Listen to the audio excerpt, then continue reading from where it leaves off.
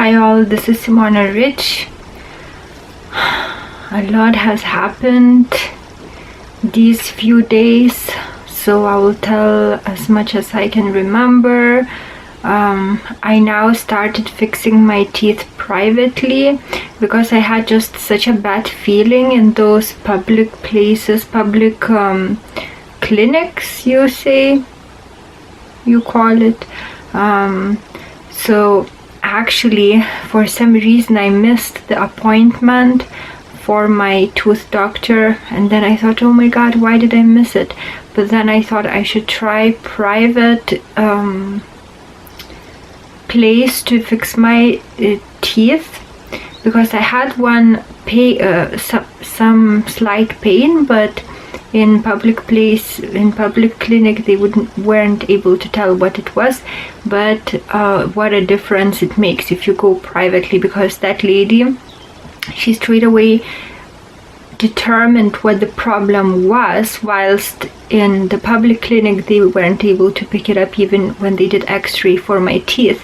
And so she removed the crown. I have one crown that was put in India, and that was the thing that was causing the problem, though I thought it's different. But then she removed the crown, and yes, there were 2 places of decay, so she managed to remove that and put and soon I will get another crown, rather than if I would have for example waited, and those people in the public clinic wouldn't they didn't detect it, so I would just wait. Then probably the tooth would have to be removed and implant would have to be put. So thankfully I avoided it because of this amazing clinic. I'm so happy with it. So I will get the crown done, and if everything is okay, I will definitely recommend this place everywhere.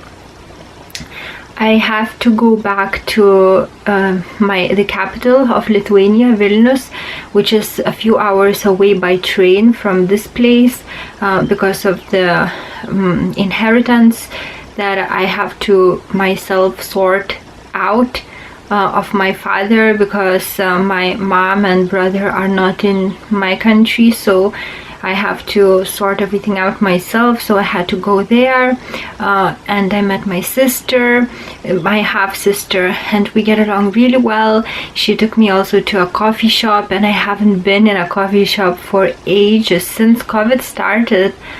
I think I haven't been. Oh yeah, I went when I came back to Lithuania. That time shops weren't closed yet and you were able to eat inside, so that's when I ate the last time in a coffee shop. I was working on my laptop and ate there, and I don't know how long, probably now 5 months after. Yeah, 5 months after, or even more. Only now I'm again going to the coffee shop, and still it's not allowed to eat inside. We had to order and go to eat in the seating, where the seating area is outside, and it was so lovely to have. I had the salmon wrap with herbal tea, whilst my sister had some sweet and coffee. And actually, talking about coffee, I started drinking coffee again, yet in a different way, and it doesn't affect me anymore. I have freeze-dried coffee granules, and they are decaf coffee granules, and I just sprinkle a little bit and then put hazelnut syrup, because I couldn't find, oh no, that is caramel syrup, because I couldn't find hazelnut syrup, and then I put hot milk on, and this gives the smell of coffee and caramel, but without any effect. So I like it. It little bit colors the milk, and it gives that coffee smell without it being bitter, because actually one time I put a little bit too much of that decaf coffee and I didn't enjoy it. It was bitter and I didn't like it. So I actually, because I haven't drunk coffee for such a long time, I actually no longer even like it. So yeah, but I like to sprinkle a little bit before putting milk. It flavors the milk, so that's how I drink it. And also, I forgot to say that I started how long ago, 2 months ago, to drink wine. So this is now, I bought the second bottle, so I drink it after a heavy meal, and just little bit, not like a glass, but like 1/4 of a glass. And this, according to Ayurveda, is very good for digestion, and I experienced it myself. Definitely I can tell, although after I stopped being vegetarian, my digestion is excellent. But if I eat something more heavy, it's nice to drink a little bit of wine, and then you feel that heat in the stomach and it digests really fast. So according to Ayurveda, wine is good to drink just a little bit after a heavy meal because it helps to digest it. And actually, wine, according to Ayurveda, gives more vitality, more glow. But if you drink too much of it, it takes away your own vitality. How interesting that is. So in small portions, it's good for you, but if you drink excess of it, it actually drains your own vitality. So I find this fascinating. It's so interesting. And now I will talk about what happened to Leo. Leo is not feeling well. Basically, first when I came here, he was so happy. He was running everywhere. I felt like he is a few years younger than when he was in the city and he was lying down all the time. But when I took him to my land, he was so active. He loved running around. But 2 days ago, he started vomiting, and he ran under the house, under my hut, and he was sitting there. I gave him food. He wouldn't eat anything. He just drinks water, that's all. And I wasn't able to take him out of from under the hut because he starts growling if I try to touch it. And then when I take a stick to remove him, he bites the stick, so I can't do anything at all. And I had to cover the house so that there is no wind under the foundation, and I had to leave him to sleep there. In the morning, again, the same thing. He wasn't able to get out. He was just sleeping under the hut. When you approach him, he starts growling, and there's absolutely nothing that I can do. I can't remove him because maybe he will bite. I don't know what is the problem. I am talking to many people. They say maybe he was bitten by some bug or by some animal, by a stray dog, but he is not even leaving my land. He can, because there are places through which he can get out, but I didn't see him. One time I couldn't find him, and I think that time he left, but then he came back, and if I go out without him, he follows me, and he somehow finds a way to escape from my land.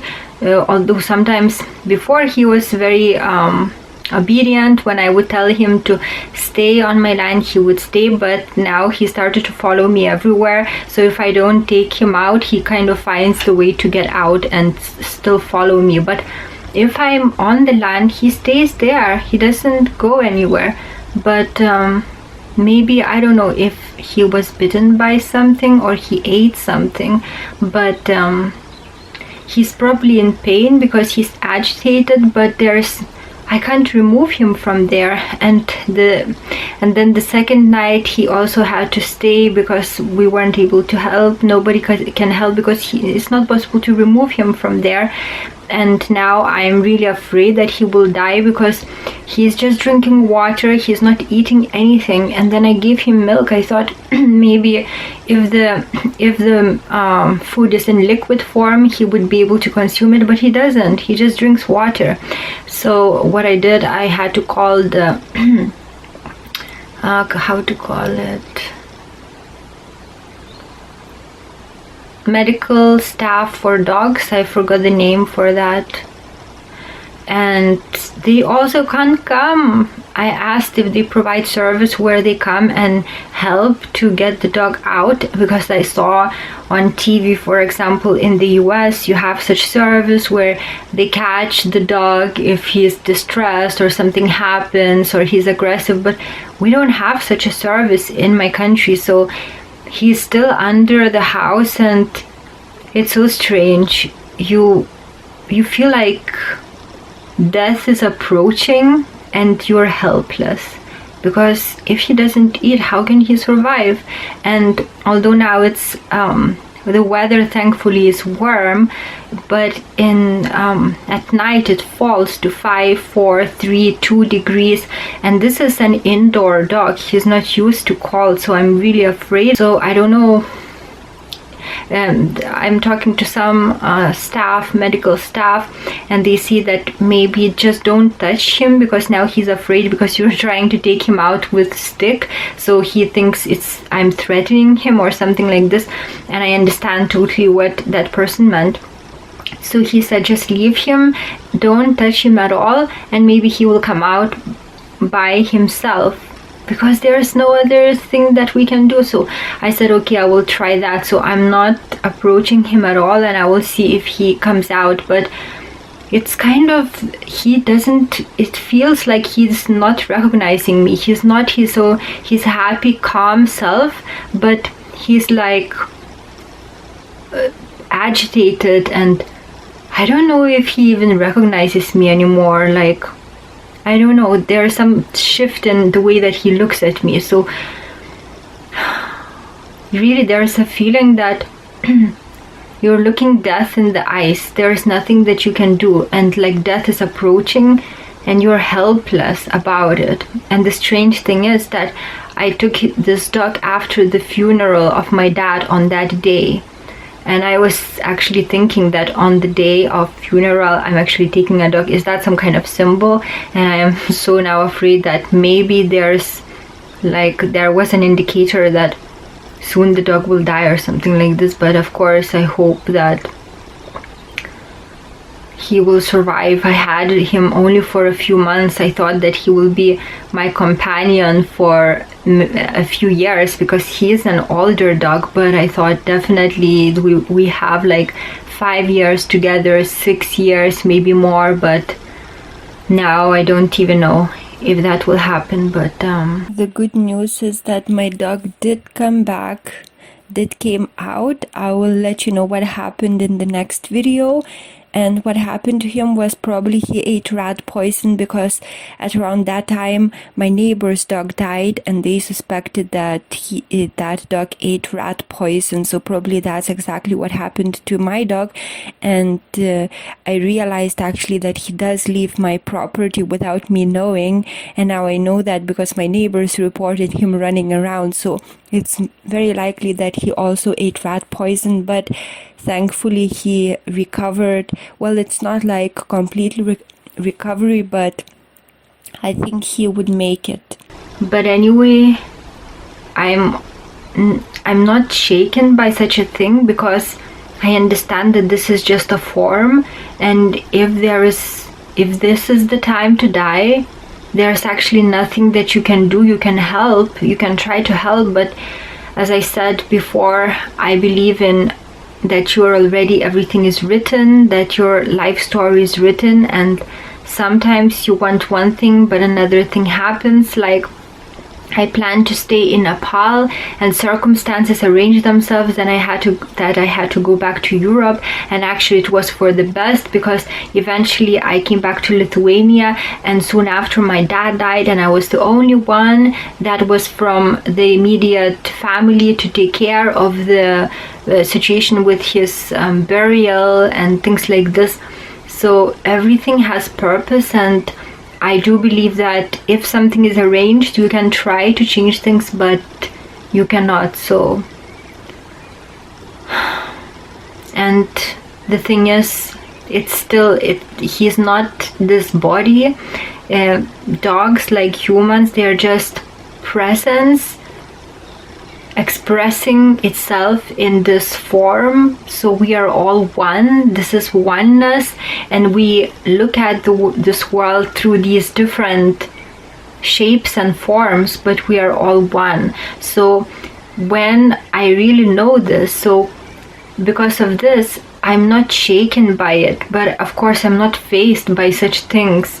This is the first thing that I'm dealing with anything like this, but I do understand that he is not this body, and if this body is not able to function for some reason, then it's not that this presence, this essence disappears after the death of the body, but it will continue in some other form usually, or if people can experience liberation, then there is no form at all, but nothing actually disappears. Like in A Course in Miracles, it is said in the very beginning, if I remember correctly, nothing real can be threatened, nothing unreal exists, or something like this. And it says this is the summary of A Course in Miracles, and if you understand this, you don't need to read it. How true that is. Nothing that is real can be threatened. Yes, shapes can die, forms can get ill, but that is not the truth, because what is truth? It doesn't die. It's not born and it doesn't die. So this is like a thought. Thought form arises, continues, and disappears into nothingness. Bodies are born, live, die. It's the same, but it's just more condensed. But these are actually just illusory forms, like thought forms, very similar, just more dense. And after my spiritual progress and awakening, there is, and I talked about it before, there is some kind of almost like a screen between me and the world. So whatever happens, it doesn't have the same effect on me as on most people. It's like I just observe what happens, but deep inside I know it's not true. It's just illusion. So this helps me to deal with all the things that are happening in this world. So even things like terrible things like deaths, they can actually serve to awaken you. You can meditate on that to see the impermanence of life. Nothing lasts in this life. I'm sitting in this hut and some strong hurricane-like wind can come and it can just destroy everything, including myself. And then you see this happy dog playing in the fields. Next day, he is under the foundation of the house, being without any strength, like a totally opposite to what he was just a day ago. Nothing in this world is permanent. Everything always changes, and when you cling to that, that's when misery arises. But if you just see it with knowing, if you really know nothing is permanent, then that's mastery of this life. Like when it comes to relationships, yes, enjoy the relationships that you have, and I do love good relationships and I appreciate them, but then I always have this knowing that they may end at any time. Something may happen unexpected and they can end, because that's the nature of life. And this is a big security, because if really something happens and if you really invested in that relationship and you thought that this is permanent, then you will be devastated. But if you know the truth of this world, that nothing is real, that you can see, that you can sense, then if it passes away, you're not shocked by it, but you just accept it and you just see things changing. And I would also like to quote here the words of Jesus, and that's not a direct quote, but he said, he told a parable about a man building his house on sand, and when the storm came, or flood came, the house was taken away, or something like this. So build your house on strong foundation, which is the truth. Be rooted in the truth, because if you are rooted in the truth, even if the worst things happen to you, you are sheltered from that. Yes, the body may react in some way, especially if it's a very long attachment. For example, I had this dog just a few months ago. There wasn't even a strong attachment, but if, for example, someone very close to you dies, the body may react because the body was with that other body for a very long time. There could be easily some kind of almost reflex action and feeling. But deep inside, if you're awakened and you know the truth, you are not shaken inside, because you are rooted in that which is truth. You are rooted in presence, and no matter what happens outside, that inner core remains unshaken. And this is your security, and this is heaven, because that inner place is totally still, totally harmonious, it's peaceful, and you can always feel it. So when other people are totally destroyed by what happens, you just remain a watcher of what happens, even if there are catastrophes in your life. And some people would say that, oh, you have no emotion, you're like a dead. This is so not true, because it's coming from people who don't have that access to the depth within. But if you have that access, this is the source of life. You don't need these external floating emotions where you're one day high and another day you're totally down. This is actually, it wears the body out. It's not even healthy to indulge in these emotions. But if you're rooted in the source, this is like the water of life. And I don't know why I quote Jesus today all the time, but like Jesus said, I am water of life, come and drink, something like this. And I don't know if it's in the Bible or in the books not included in the Bible, talking about Jesus, but he said, come to me, I am the water of life, come drink and you will never be thirsty. And that's what he was talking about, is that presence. He was rooted in that which is true. And this is what gives you life. This is what gives life to everything. So why would you then want to indulge in something very disharmonious, even those high joyful emotions? Because that is the duality. And then the other side of that is depression. So why would you engage in such extremes? If you have that balance within, you just don't do it anymore. And for people who are not awakened, they think this is death, they are like dead. They are not dead, such people. They are in total harmony. But of course, for those people who don't have that access to the depth within, they don't see it. They see the surface things. They don't see that which is true. They don't see that which is beyond form.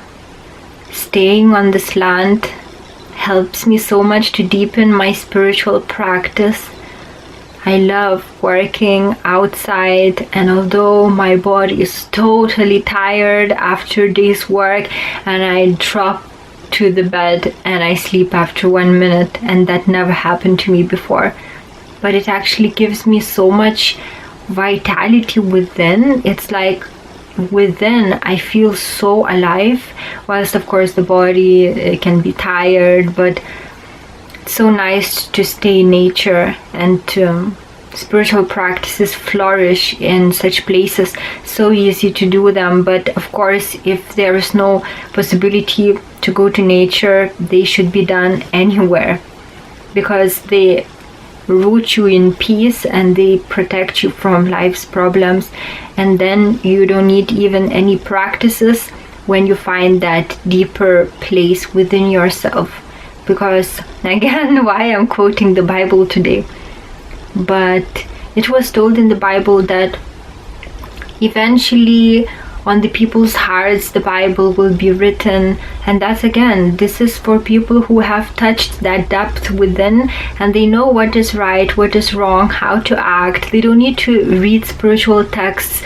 Those who are not awakened, they need to live by the word of God that is written in some book. But then when you're awakened, when you have that when you're in touch with the depth within, that is the holy book that you got access to. So you just know what you need to do. You know how to act. You don't need to read some passage to know what action to take. I've been talking now for a long time. I have a lot of work today. Although the weather is amazing for outside work, I need to do astrology work, so this day will be dedicated to my astrological work, and then I will again start working on my land tomorrow. So that's all the updates I have for you today. Thank you so much for watching. I hope wherever you are, you're enjoying yourself. And again, I should remind you that you are where you're supposed to be. We're never where we're not supposed to be. So even if you don't like where you are, you need to look for the lessons that this place has for you, because it surely does. So that's all I wanted to share with you today. Thank you for watching. Have a great day. Take care.